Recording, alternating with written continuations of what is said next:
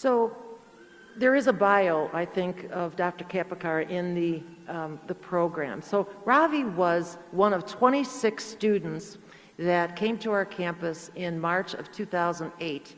I remember fondly this group of 26 students kind of cornering me on places on the campus saying, "Do you guys really know what you're doing?" And we said, we were thinking, well, sure, we know what we're doing. I mean, we all came out of different, schools and different academic organizations. But I have to say that first class got through, and we're joined by another class that graduated with them. I think the first class was actually 47 students. So many of them have gone on to do incredible things with their careers. And Ravi is somebody that we, he graduated. I think Ravi had a degree in biology when he came to us. A couple years after graduating, I remember getting a call from the then director of nursing from Hinsdale Hospital, and she said, just want to let you know, one of your graduates was just named the Nurse of the Year here in our intensive care unit. And I said, who? And she said, Ravi. And I said, Ravi. He was a quiet guy, great student, and we started kind of keeping track of Ravi.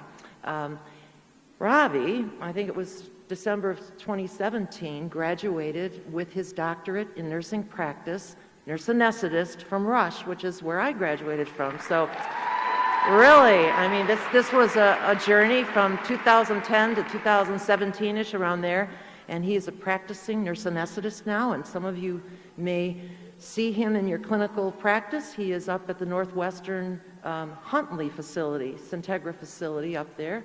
So I'd like to welcome Dr. Khapekar to the stage, and he'll tell you his story.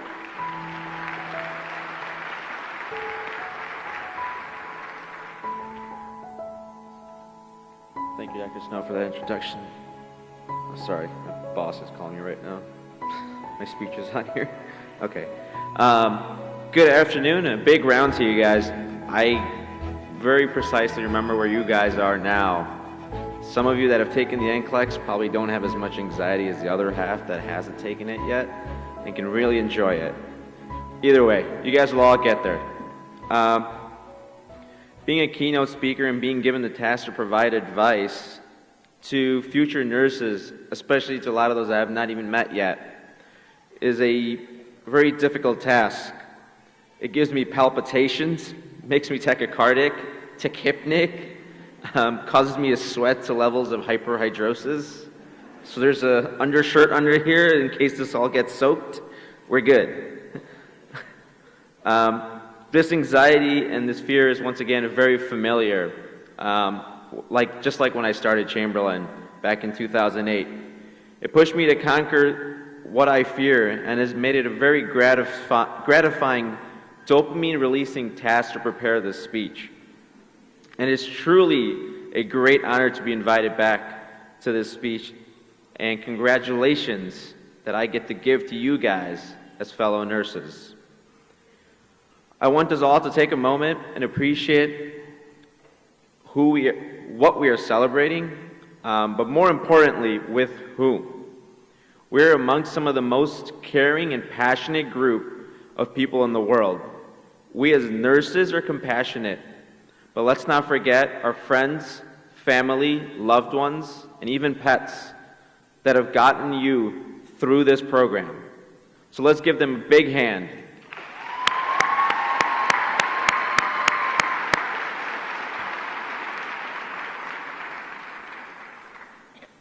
Many may not believe, but I was actually born in India. I grew up in India until I was about 7 years old. I was primarily raised by my grandparents and my uncle, since both my parents worked. For a part of it, they worked in the Middle East. My dad is a pediatrician, my mom is a nurse. They worked there so my brother and I could have endless opportunities. I lived in Saudi Arabia with them for a few years until we had to escape and immigrate to America. I was now about 10 years old, and one of the downfalls of coming to America at such a young age is that I don't have that exotic Indian accent anymore. However, I can always pull it off whenever I want.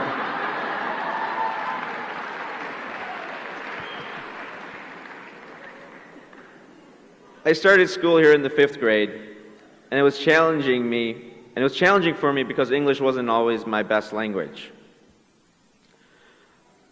And it became quite comedic to others, and to me.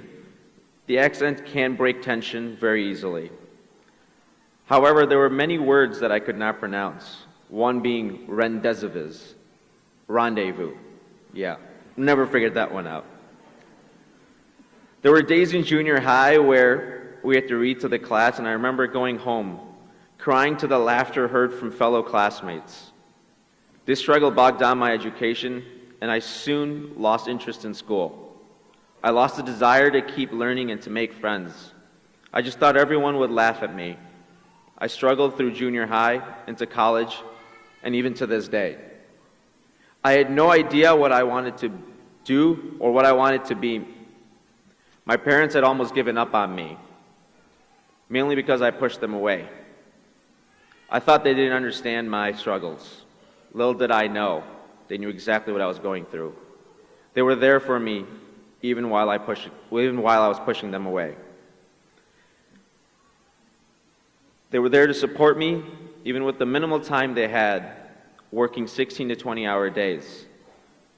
My dad eventually convinced me to follow my mom's footsteps and become a nurse. He said, once you become a nurse, your doors will open. That's when things started to change for me. Once again, I got palpitations, tachycardic, tachypneic, and hyperhidrosis on the first day of nursing school. Will I be laughed at again? Will I make friends? Will patients laugh at me? Will everyone just think I'm a doctor and not a nurse? But all these feelings vanished as I started to care for patients and understood my role in life. I got to help people in their moments of life and death, care for loved ones, and be in their moment of euphoria and sorrow. Graduating from Chamberlain was one of the greatest accomplishments of my life, not because it was difficult, because it matured me emotionally, mentally, helped me change my personality and my views on life. Passing the NCLEX gave me confidence to further my career and become a CRNA.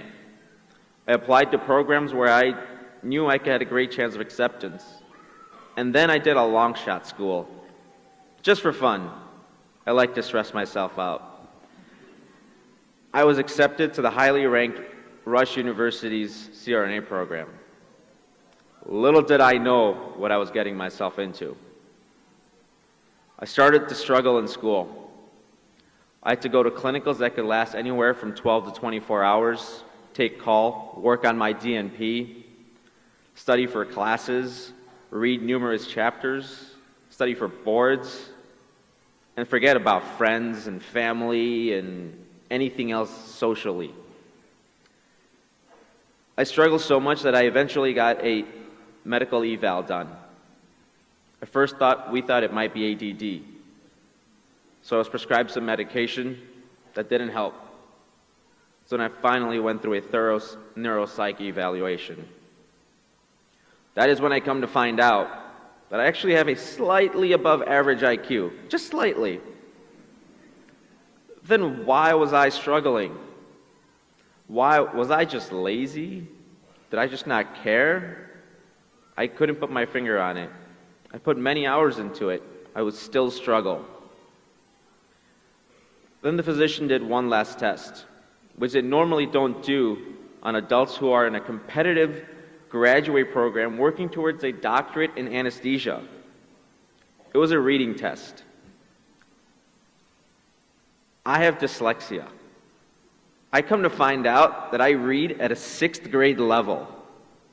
What the fibulas, man? At the age of 30-something, I find out I'm reading at a 6th grade level? How did I get here? No wonder I've been struggling my whole life. But here I was about to graduate from CRNA school, and I couldn't read past a 6th grade level? I'm still boggled.